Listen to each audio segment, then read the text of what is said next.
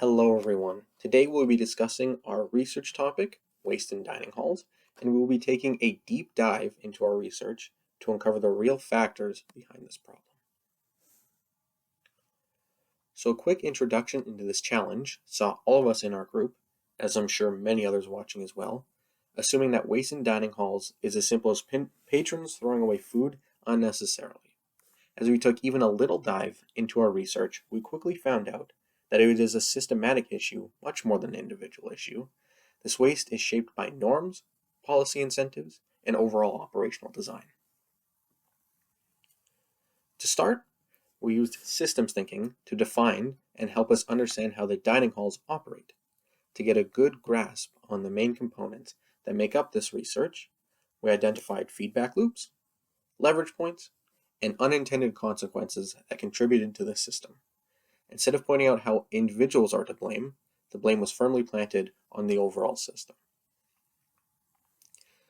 With our system thinking, we identified many key components that make up the system, but the three main components that we found is the physical structure that the dining hall operates on, the staff, students, and administration that use the dining hall, and the culture that has been created by them.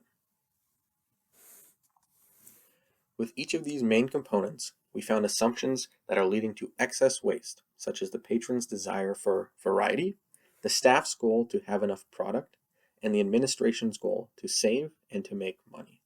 A combination of these assumptions by the people involved in the dining halls leaves waste in dining halls as a certainty. Now, on this slide, we look at the institutional pressures that shape how dining halls operate. Universities don't just focus on sustainability, they have to balance four competing priorities. First, student satisfaction is huge. Dining services want to keep the lines moving, offer variety, and avoid negative experiences. Second, they need efficiency. Running out of food is seen as worse than producing too much. Third, cost control matters because dining halls work within tight operational budgets. And finally, there's institutional values, like sustainability commitments. Even though sustainability is important, the day to day service goals have so much weight that they often take priority. As a result, reducing waste becomes secondary, not because people don't care, but because the system is structured to prioritize reliability and service over everything else. For our secondary research, we focused on gathering credible academic sources to understand how food waste happens in dining halls. We relied heavily on peer reviewed studies from platforms like Science Direct and PubMed Central, and we used national data from the EPA and USDA to give us a broader context. We didn't start with a fixed model. Instead, we used inductive analysis. That means we reviewed the research first and then allowed them themes to naturally emerge from the evidence. The main areas we looked at were student dining behaviors, portion sizes, structural and layout influences, and the institutional incentives that shape operations. This helped us build a multidimensional understanding to the system instead of looking at waste as one isolated problem. Once we analyzed the research, we noticed three clear themes emerging across almost every study. The first theme is behavioral. This includes how students choose their portions, how much they actually finish, and their level of awareness around waste. The second theme is structural. This relates to things like plate size, buffet layout, and the kitchen's production practices, all of which shape behavior more than we often realize. And the third theme is institutional. This includes cost pressures, policy constraints, and the trade offs that administrations face. What's important is how these themes don't exist separately. They interact and reinforce each other. Together, they form a layered system that consistently produces food waste, even when no one is intentionally trying to waste food. And on this slide, we focus more closely on the behavioral patterns behind waste. Research consistently shows that plate size directly influences how much food people take. In buffet settings, students often misjudge their hunger and they tend to like larger portions to get their money's worth. or maximize perceived value. But these behaviors don't happen in isolation. The design of the dining environment encourages them. For example, buffets make sampling easy, which increases unfinished food. Another key pattern we found is that sustainability awareness doesn't automatically translate into sustainable action. Many students know food waste is a problem, but in the moment, convenience and habits override the awareness. This shows that behavior is shaped much more by structural and cultural cues than by personal intention alone.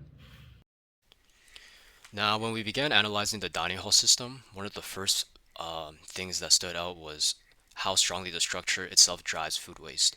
So, kitchens consistently overproduce because the priority is to avoid running out of food, even if that means creating predictable leftovers.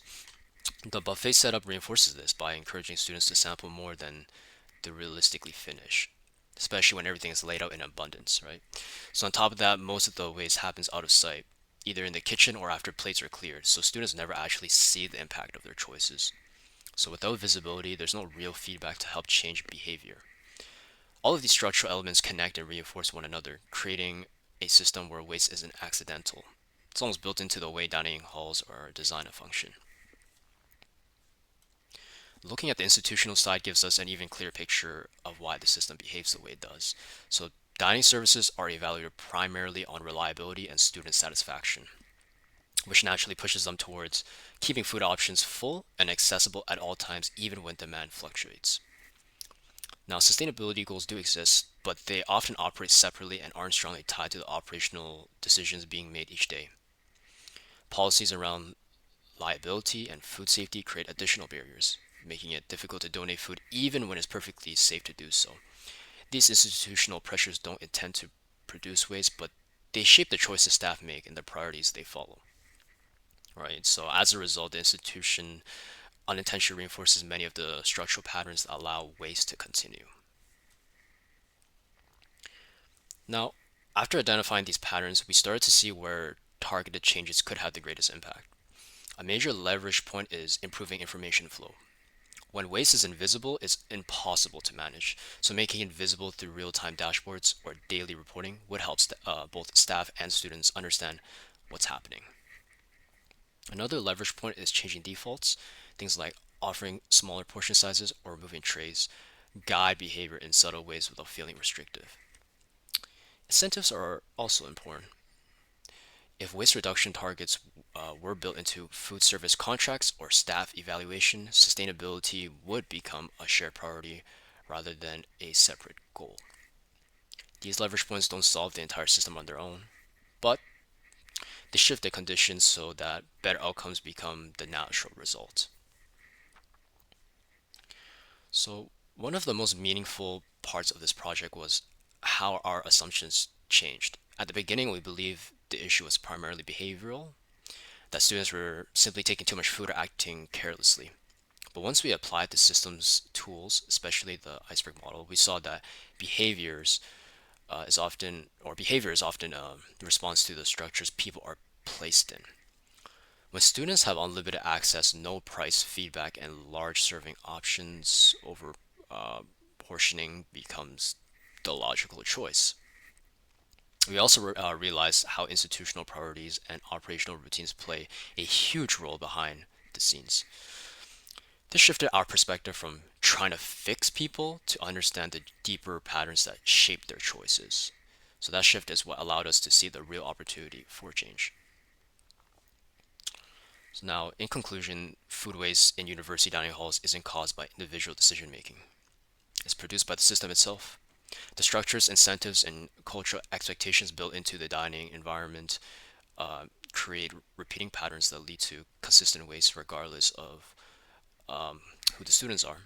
So systems thinking allow us to see these hidden dynamics and to identify leverage points that address root causes rather than symptoms. By redesigning defaults, improving information flow, and aligning incentives, universities can create dining systems that naturally support more sustainable habits. So the key insight is that when the system changes, behavior follows. And that's where long term, meaningful waste reduction becomes possible.